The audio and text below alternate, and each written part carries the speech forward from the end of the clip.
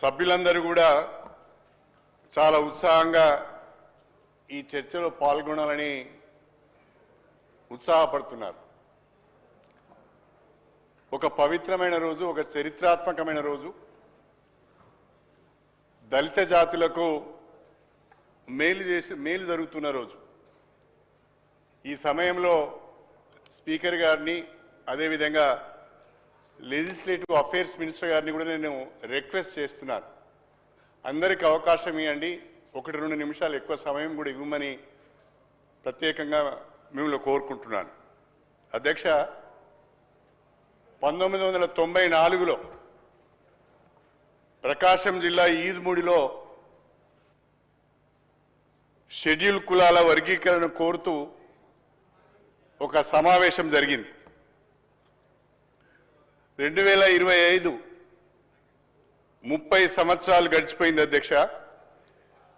30 సంవత్సరాలుగా ఎంఆర్పిఎస్ నాయకత్వంలో బ్రహ్మాండంగా దండోరా ఉద్యమం జరిగింది. 30 సంవత్సరాలుగా ఈ దండోరా ఉద్యమానికి నాయకత్వం వహిస్తున్న మందకృష్ణ మాదిగను ప్రత్యేకంగా అభినందించవలసిన అవసరం ఉన్నది. మాదిగ ఉపకులాల తరఫున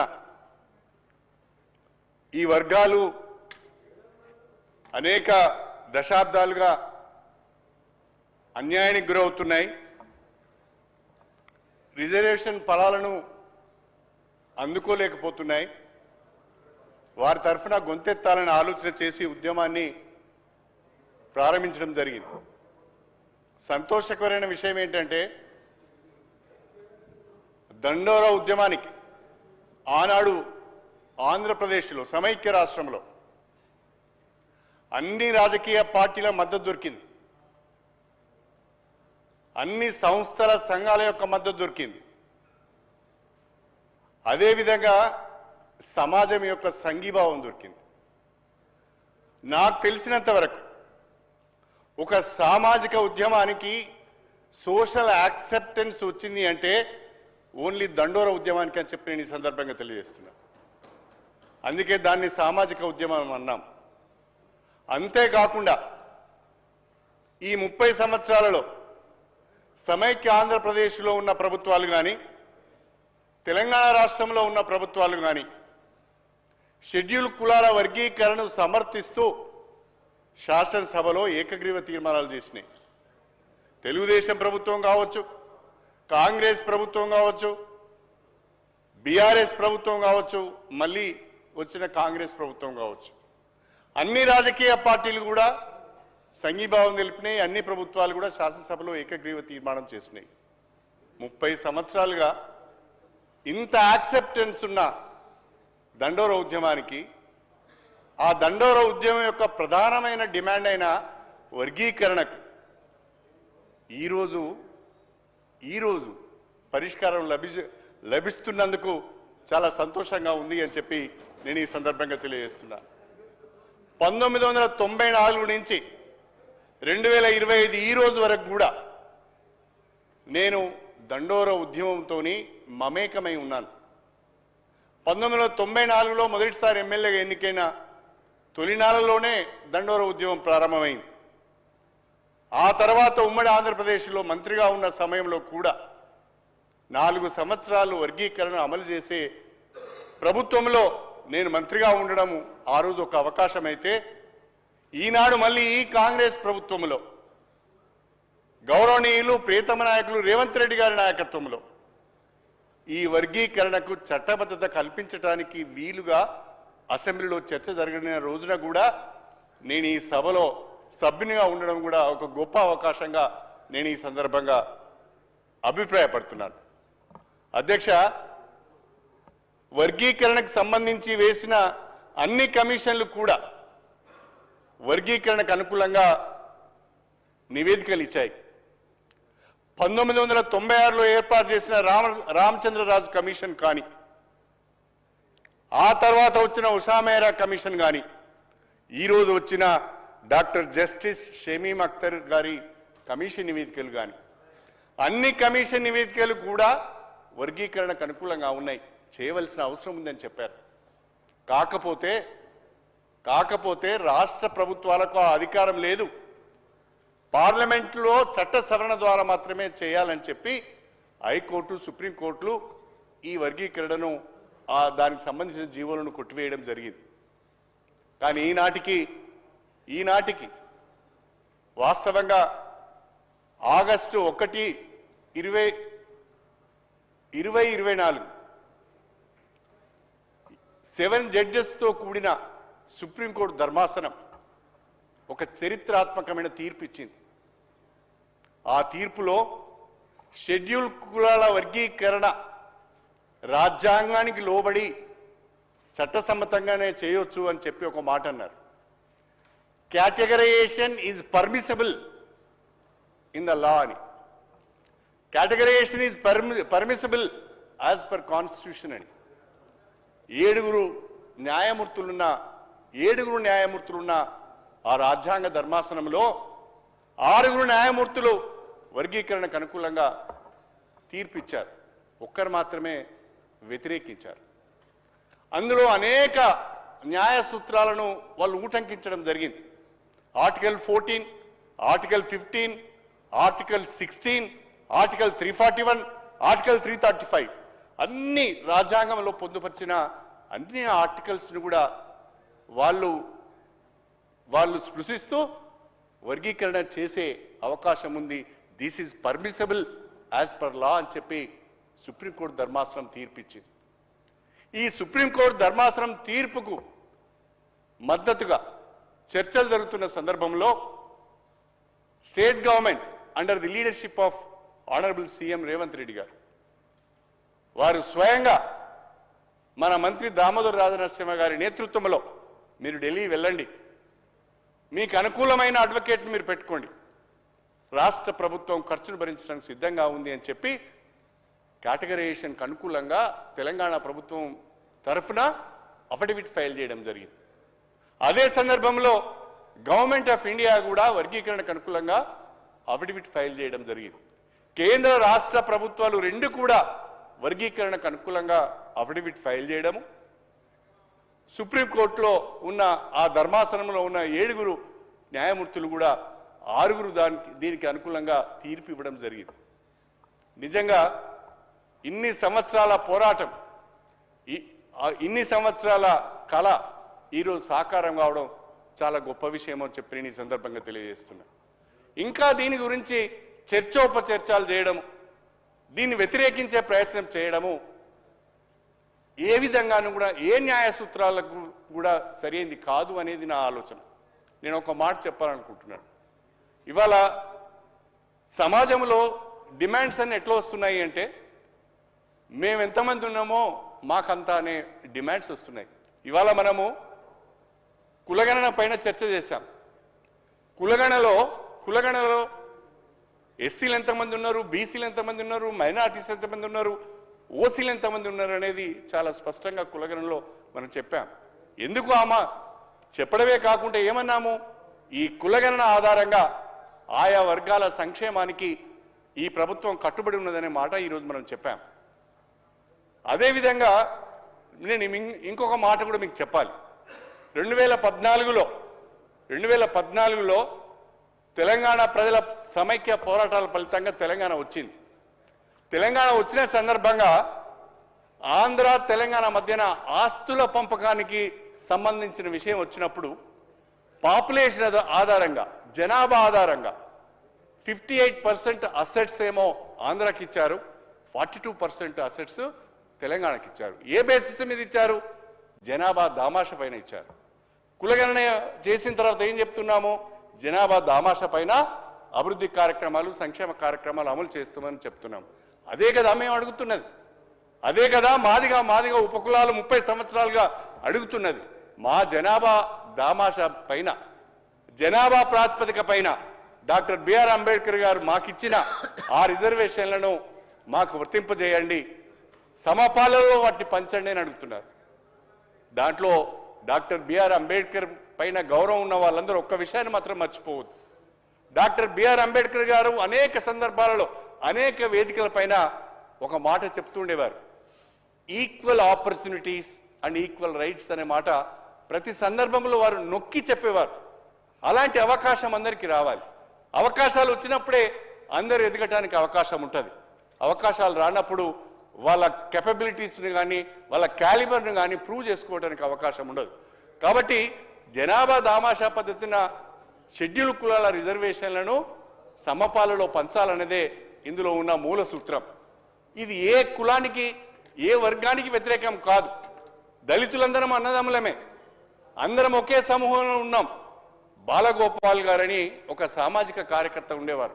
పాపం ఆయన చనిపోయారు. ఆయన గురించి ఒక మాట చెప్పాలి. ఉవ్వెత్తున దండోర ఉద్యమం నడుస్తున్న రోజులలో బాలగోపాల్ గారు ఒక ఆర్టికల్ రాశారు. ఆ ఆర్టికల్లో ఆయన ఏమన్నారంటే, దళితులందరూ అణిచివేసిన సమూహం, అణిచివేతకు గురవుతున్న సమూహం, ఈ అణిచివేతకు గురవుతున్న సమూహంలో అసమానతలు ఉన్నాయని చెప్పి బాలగోపాల్ గారు చెప్పారు. అసమానతలు ఉన్నాయి కాబట్టి సమానత్వం కొరకు, వాళ్ళ హక్కుల కొరకు ఇవాళ మాదిగా ఉపకులాలు ఆందోళన చేస్తున్నాయి. దాన్ని మనం సమర్థించాలని చెప్పారు. అదేవిధంగా ఆనాడు ఆర్ఎస్యు మొదలుకుంటే ఆర్ఎస్ఎస్ వరకు కూడా అందరూ కూడా వర్గీకరణను సమర్థించారు. ఏ ఒక్కరు కూడా వర్గీకరణను వ్యతిరేకించలేదు. న్యాయం ఉన్నదని అనుకున్నారు. వీళ్ళకు నష్టం జరుగుతుందని భావించారు, వీళ్ళకు అన్యాయం జరుగుతుందని భావించారు. కాబట్టి ప్రతి ఒక్కరు కూడా వర్గీకరణకు మద్దతుగా నిలబడ్డారని చెప్పి నేను ఈ సందర్భంగా మీ అందరికీ సవినయంగా తెలియజేసుకుంటున్నా. నేను ప్రభుత్వానికి విజ్ఞప్తి చేసేది ఒకటే, ఇంకా కాలయాపన జరగొద్దు. 30 సంవత్సరాలుగా నష్టపోయినాం. 30 సంవత్సరాలు ఓపిక పట్టారు. మా దళిత బిడ్డలు ఎవరైతే ఉన్నారో చాలా మంది చనిపోయారు. వాళ్ళ భవిష్యత్తును ఆగం చేసుకున్నారు. వాళ్ళ ఉపాధిని కోల్పోయారు, వాళ్ళ ఉద్యోగాలను కోల్పోయారు, పోలీస్ కేసులలో ఇరుక్కున్నారు. ఇప్పుడు కూడా జైళ్ళ చుట్టూ తిరుగుతున్నారు, కోర్టుల చుట్టూ తిరుగుతున్నారు. వాళ్ళ బంగారు భవిష్యత్తును కూడా ఈ ఉద్యమంలో చాలా మంది కోల్పోయారు. ఇంకెన్ని సంవత్సరాలు ఓపిక పట్టాలనో రాష్ట్ర ప్రభుత్వం కూడా ఆలోచించవలసిన అవసరం ఉన్నది. ఇంకేమాత్రము కాలయాపన చేయకుండా, మాదిగా ఉపకులాల యొక్క ఓపికను పరీక్షించకుండా, సుప్రీంకోర్టు తీర్పు వచ్చిన తర్వాత కూడా ఇంకా మీనమేషాలు లెక్కించకుండా తక్షణమే దీని అమలుకు సంబంధించి కార్యాచరణ ప్రణాళిక ప్రకటించాలని చెప్పి నేను రాష్ట్ర ప్రభుత్వాన్ని కోరుతున్నాను. చాలా చక్కటి నివేదిక ఇచ్చారు. ఏబిసిడి గతంలో ఉండేది, ఈరోజు ఏబిసిగా 3 కేటగిరీలుగా దీన్ని సభ ముందు పెట్టారు. దీనికి పూర్తి సంఘీభావాన్ని మేము తెలుపుతున్నాం. ఇంకొక విషయం, క్రీమీ లేయర్ విషయంలో కూడా రాష్ట్ర ప్రభుత్వం తీసుకున్న నిర్ణయాన్ని నేను హృదయపూర్వకంగా స్వాగతిస్తున్నాను. నేను ఎమ్మెల్యేనే కావచ్చు, వివేక్ ఎమ్మెల్యేనే కావచ్చు, కానీ మేము ఎమ్మెల్యే అయినంత మాత్రాన మా క్యాస్ట్ పోతలేదు, మా అవమానాలు పోతలేవు, మమ్మల్ని చిన్నచూపు చూసే పరిస్థితి మాత్రం పోతలేదు. కాబట్టి ఎన్ని సంవత్సరాలైతే కుల వ్యవస్థ ఈ సమాజంలో ఉంటుందో, ఆ కుల వ్యవస్థ ద్వారా వచ్చిన అంటరానితనం కానీ, అసమానతలను కానీ, అవమానాలను కానీ మేము భరిస్తూనే ఉన్నాం. ఒక ఎమ్మెల్యే అయినా, ఒక ఎంపీ అయినా, ఒక మంత్రి అయినా ఎస్సీ మంత్రినే చూస్తున్నారు, ఎస్సీ ఎమ్మెల్యేనే చూస్తున్నారు, ఎస్టీ ఎమ్మెల్యేగా ఎస్టీ మంత్రినే చూస్తున్నారు తప్ప ఎంత క్యాలిబర్ ఉన్నా, ఇతరులతో పోటీపడి పనిచేసే స్కిల్స్ ఉన్నా, ఇతరులతో పోటీపడి పరిపాలించే సమర్థత ఉన్న, అనుభవం ఉన్న, చివరికి వచ్చే వరకు ఈయన ఎస్సీ అని ముద్ర వేసి ఆ క్యాలిబర్ని అంతా కూడా కప్పివేసే ప్రయత్నం చేస్తున్నారు. కాబట్టి ఏదో ఎమ్మెల్యే అయిపోయారు, ఎంపీ అయిపోయారు, మంత్రి అయిపోయారు, కూనంనేని సాంబశివరావు గారు మాట్లాడి వెళ్ళిపోయారు. నేను అడగదలుచుకున్న కూనంనేని సాంబశివరావు గారిని, ఇది మీ సిపిఐ పాలసీయా లేకుంటే మీరు వ్యక్తిగతంగా మీరు చెప్తున్న అభిప్రాయమా, అది కూడా స్పష్టం చేయవలసిన అవసరం ఉన్నది. నాకు తెలిసినంత వరకు సిపిఐ పార్టీ ఎట్టి పరిస్థితుల్లో క్రీమీ లేయర్ను సమర్థించదు. కానీ ఎందుకో కూనంనేని సాంబశివరావు గారు తొందరపడి మాట్లాడారేమో నేను అనుకుంటున్నా. క్రీమీ లేయర్ అనే దాన్ని తిరస్కరించినందుకు కూడా నేను రాష్ట్ర ప్రభుత్వానికి హృదయపూర్వకంగా ఈ సందర్భంగా నేను అభినందనలు తెలియజేస్తున్నాను. నేను ఒక విషయం చెప్పాలనుకుంటున్నా. ఈనాడు కాంగ్రెస్ ప్రభుత్వం చాలా ధైర్యం చేసి రిస్క్ తీసుకొని ఇవాళ ఈ ప్రతిపాదనతో ముందుకు వచ్చారు. ఈ నివేదికను, ఈ కమిషన్ రిపోర్ట్ను అమలు చేయాలని అనుకుంటున్నారు. చాలా సంతోషం. మనం అందరం కూడా ఈ ప్రభుత్వానికి సంఘీభావం తెలపవలసిన అవసరం ఉన్నది. కానీ నా అభ్యర్థన ఏంటి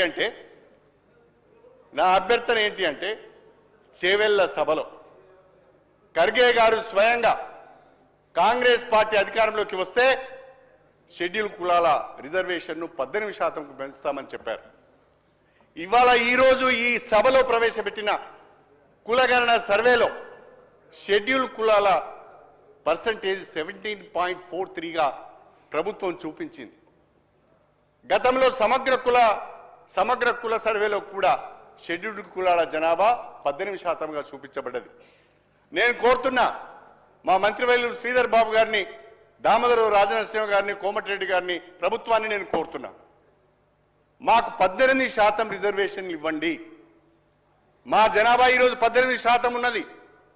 గతంలో ఇది మీరు ప్రస్తుతం ఉన్న షెడ్యూల్ కులాల రిజర్వేషన్ను 15% నుంచి 18%కి కనుక పెంచితే ఏ రకమైన లీగల్గా మీకు సమస్యలు రావు. ఎందుకంటే గతంలో 2 పర్యాయాలు, గతంలో ఎన్టీ రామారావు గారు ఆనాడు 14% ఉన్న షెడ్యూల్ కులాల రిజర్వేషన్ను 15% చేశారు. అదేవిధంగా 4% ఉన్న షెడ్యూల్ ట్రైబ్స్ యొక్క రిజర్వేషన్స్ 6% చేశారు. మొన్నటికి మొన్న బీఆర్ఎస్ ప్రభుత్వం కేసీఆర్ గారు షెడ్యూల్ ట్రైబ్స్ యొక్క రిజర్వేషన్ను 6% నుంచి 10%కి పెంచారు. ఇది కాన్స్టిట్యూషన్ ప్రకారమే, రాజ్యాంగం ప్రకారమే మాకు దక్కవలసిన అవకాశం ఇది, మాకు దక్కవలసిన హక్కు ఇది. కాబట్టి రాష్ట్ర ప్రభుత్వాన్ని నేను కోరుతున్నా, మీరు 17%కే పరిమితం చేయకుండా 18%కి షెడ్యూల్ కులాల రిజర్వేషన్ను పెంచి ఆ 18%లో ఈ 3 కేటగిరీలకు దామాషా పద్ధతిన వీటిని ఇస్తే బాగుంటుంది. ఆ రకంగా మీరు జీవో ఇచ్చేటప్పుడు వీటన్నిటిని కూడా పరిగణలోకి తీసుకొని రిజర్వేషన్ను 18%కి పెంచి ఈ దామాషా మీదనే అవి ఏ రకంగా ఏ పర్సెంటేజ్ ఇవ్వాలనో ఇచ్చి మీరు ముందుకు పోతే బాగుంటుంది. కార్యాచరణ ప్రణాళిక రూపొందిస్తే బాగుంటుంది. ఇంకేమాత్రం కూడా ఆలస్యం చేయొద్దని నేను కోరుతున్నా. చివరిగా 2 విషయాలు చెప్పాలనుకుంటున్నా. డాక్టర్ బిఆర్ అంబేద్కర్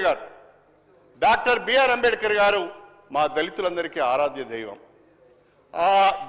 ఆ డాక్టర్ బిఆర్ అంబేద్కర్ గారే లేకుంటే ఇవాళ మేము చాలామంది కూడా ఈ సభకు వచ్చే వాళ్ళం కాదు. ఓపెన్ కాంపిటీషన్లో మేము పోటీ చేసే వాళ్ళం కాదు. మమ్మల్ని ఎన్నుకునే వాళ్ళు కూడా కాదు.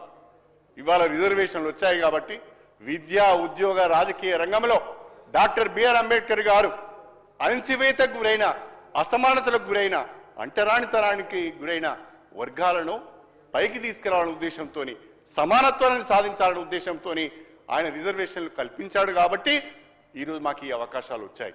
కాబట్టి ఆయన మాకు ఆరాధ్య దైవం. ఎవరికైనా, మా ఒకరికే కాదు, మొత్తం జాతి, భారత జాతి గౌరవించే గొప్ప వ్యక్తి, మేధావి డాక్టర్ బిఆర్ అంబేద్కర్ గారు. ఏ రకంగానైతే మాకు ఆరాధ్య దైవం డాక్టర్ బిఆర్ అంబేద్కర్ గారు, అదేవిధంగా ఈ ఉద్యమానికి నాయకత్వం వహించిన మందకృష్ణ మాదిగ కూడా చాలా గొప్పవాడు అని చెప్పి నేను ఈ సందర్భంగా తెలియజేసుకుంటున్నాను. చాలామంది చాలా రకాలుగా, నేను కూడా అనేక సందర్భాలలో విమర్శించి ఉండవచ్చు, కొన్ని విషయాలలో విభేదించి ఉండవచ్చు. కానీ 30 సంవత్సరాలు ఈ ఉద్యమాన్ని సజీవంగా నిలపగలిగాడంటే అదొక మందకృష్ణతోనే సాధ్యమైంది అని చెప్పి నేను ఈ సందర్భంగా తెలియజేస్తున్నాను.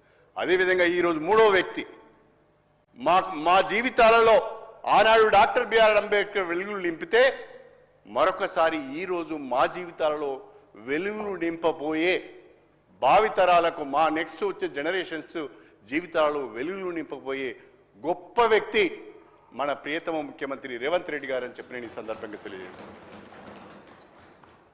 రేవంత్ రెడ్డి గారు తెలంగాణ కాంగ్రెస్ ప్రభుత్వం తీసుకున్న ఈ నిర్ణయం భారతదేశ చరిత్రలో నిలిచిపోతున్నది. తెలంగాణ ప్రభుత్వం తీసుకున్న ఈ నిర్ణయం ఇతర రాష్ట్రాలకు మార్గదర్శకం కాబోతున్నది. తెలంగాణ ప్రభుత్వం తీసుకున్న ఈ నిర్ణయం అనేక రాష్ట్రాలలో ఉన్న ఇతర మాదిగ ఉపకులాలే కాకుండా ఇతర కులాలు ఎవరైతే సరి అయిన రిప్రజెంటేషన్ లేకుండా అవస్థలు పడుతున్నారో, ఇబ్బందులు పడుతున్నారో వాళ్ళందరికీ కూడా ఉపయోగపడే విధంగా ఈ నిర్ణయం ఉంటుంది అని చెప్పి నేను ఈ సందర్భంగా తెలియజేసుకుంటూ, దళిత జాతుల పక్షాన, మాదిగ ఉపకులాల పక్షాన కాంగ్రెస్ ప్రభుత్వానికి హృదయపూర్వకంగా ధన్యవాదాలు తెలుపుకుంటూ, ప్రత్యేకించి ముఖ్యమంత్రి రేవంత్ రెడ్డి గారికి మా జాతి రుణపడి ఉంటుంది. దీన్ని చిత్తశుద్ధి చేయండి. ఎంత త్వరగా వీలైతే అంత త్వరగా కార్యాచరణ ప్రణాళికను ప్రకటించండి అని మీ ద్వారా రాష్ట్ర ప్రభుత్వానికి విజ్ఞప్తి చేస్తూ నాకు ఈ అవకాశం ఇచ్చిన మీకు ధన్యవాదాలు తెలుపుకుంటూ సెలవు తీసుకుంటున్నాను. వివేక్ గారు. అధ్యక్ష, థ్యాంక్ యూ వెరీ మచ్ ఈ సమయం ఇచ్చినందుకు. ఫస్ట్ 1 or 2 క్లారిఫికేషన్స్ అధ్యక్ష. ఇప్పుడే అక్బరుద్దీన్ ఓవైసీ గారు మాట్లాడుతూ చాలా పెద్ద సింహగర్జన పెట్టుకున్నారు మాలాల సింహగర్జన పరేడ్ గ్రౌండ్స్లో. మీరు కేటగరైజేషన్ వ్యతిరేకంగా పెట్టుకున్నారని చెప్పి వారు సభలో చెప్పడం జరిగింది. ఒక క్లారిఫికేషన్ అధ్యక్ష.